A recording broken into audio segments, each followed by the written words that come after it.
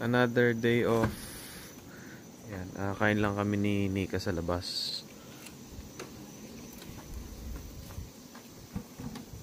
Grabe no, ano na, lamig na. Oo. I mean, naka-shorts pa rin kami pero hindi na yung masakit sa balat. Hindi guys, kain lang kami sa favorite namin na ako lang pala yun, favorite ko na Indian restaurant. Kasi pag weekdays, meron silang buffet. Tapos may dun, panipuri. Yun yung inuupakan ko dun eh. Parang you've been a teacher for 30 years. May kinikwento sa akin si Nika na yung teacher na fire kasi ano yun? Nasampal niya yung tumama yung ulo ng estudyante sa wall. Oo. Pero okay naman yung student. Kasi dito, yun ang problema eh. Any kind of na matulak mo lang, battery na yun. Oo. Pero yun nga, mixed yung mga tao. Tapos yung mga students daw ng teacher na yun, parang nag-protest sila na hindi dapat tinanggal yung teacher na yun. Ganoon kasi mabait talaga yun. Kasaway lang talaga yung student. Japanese noodles. Tapos syempre meron din nag-comment na he should know better. So ayun. So dito na kami guys sa Tandoori Nights. Ito ang inuupakan ko dito. Ayan. Hi guys, panipuri oh.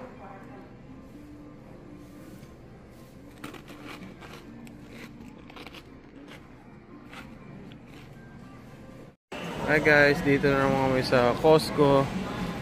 Ito yung favorite ni Nika oh. Breakfast daw niya to. Breakfast mo yan. Breakfast mo yan. Breakfast mo yan eh.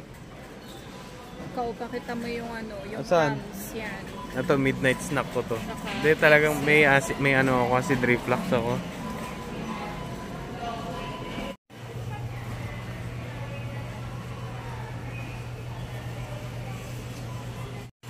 Multivitamin. Grabe guys, yung PS5 ko, hindi ko pa ulit nahahawakan since lumipat kami dito sa Maryland. Sarap maging bata ulit no? Pero minsan di na ako makatagal maglaro. Parang isang oras eh, ayoko na. Dati kaya ko pa maghapon eh. Alam nyo guys, this sa Costco, makakamura talaga kayo. Pero ang lang din, di naman sobrang downside no. Pero kung in favor lang naman sa inyo, bumili ng bultuhan, okay mamili dito. Minsan kasi ang hirap bumili dito ng mga tingi-tingi. Actually meron naman mga tingi-tingi pero kadalasan yung mga tinatinapay, mga tulad na ito mga to. Minsan parang ilang piraso lang ang kailangan mo pero ang bibilin mo ganito na oh. 4 na stocks. Minsan parang yung sa mga ganito. Ilang piraso lang kailangan mo pero ganyan na makukuha mo. Pero of course guys, ito pa rin ang panalo dito, mga free taste.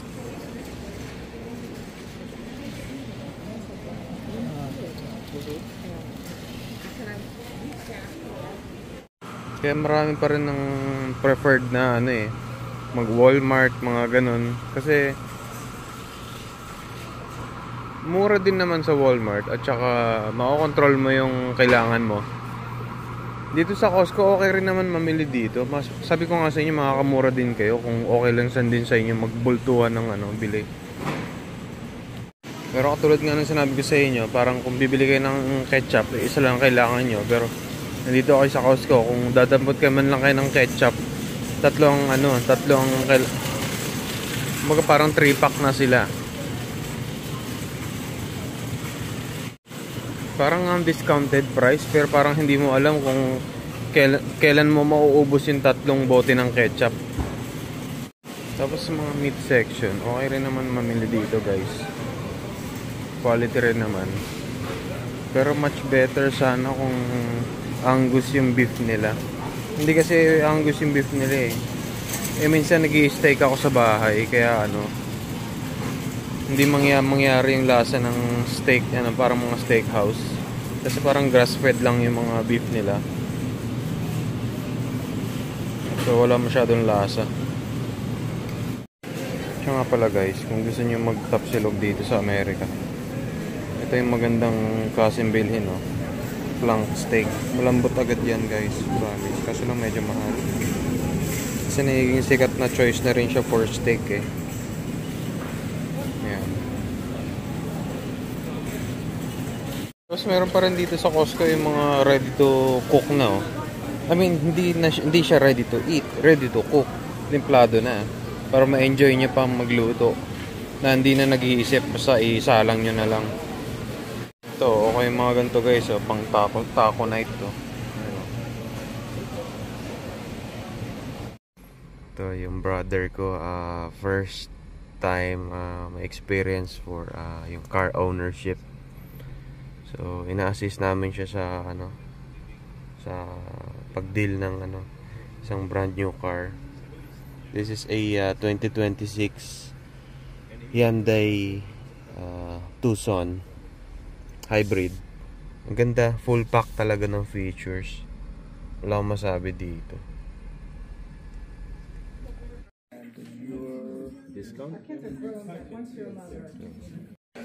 Ayan, si Owie. Parang bumili lang ng candy, no? So, pagbabayad si... Susi namin. Naiwan doon. Ay, hindi mo ba kinuha? Hindi, wala akong kinuha. Baka naiwan doon sa... Check natin mamaya. Hindi naman maglalaki kung nandun yung susi sa Ay, lugar. hindi. Dan ako sa kulay, Oo. Wait, sa sakyan mo? You know? Yeah! First, official first. Oo nga, oh. Guys, first time, first purchase, first time car owner. 2025 pala to guys, 2025 Hyundai Tucson. Diyan ka magpakuha dyan sa kasi makikita yung blue color niya. Ayan. Kamusta yung feeling as a first car buyer? Parang no? Hindi mo alam no? Pakiramdam no? Oh, yun guys, oh. It's okay. Don't have a stock anymore or plug-in hybrid, right? And honestly, I've been checking all the inventory. There's not. it doesn't make any sense. Yeah. Okay guys, yeah. Kapatid ko. Oh, nilinis naman nila. Sige, set up mo na. No, ilagay mo na yung carpet. May carpet sa sa likod eh. Ayos, oh. Ayos. Mamaya na lang. Mamaya na lang. Teka, sasama na ako dito kay Owie. Kita tayo sa Sa MVA. Okay. Uy, pasakay. Alright. Sarap na amoy bagong sasakyan. Saan nga ba yung nito? First. Ayun na, nag-prepare na si Owie ng for yung communication dito sa car.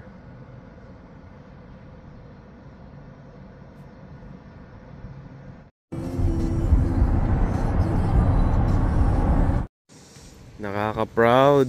Tsaka sobrang excite. Yun, nagpaalam ako sa kapatid ko, kakalikutin ko lang yung sounds na ito. Ay! Bagong bago! Alright guys, so itatry ni Madam Nika ang car ni Owie. Madam! Ano yan, Madam?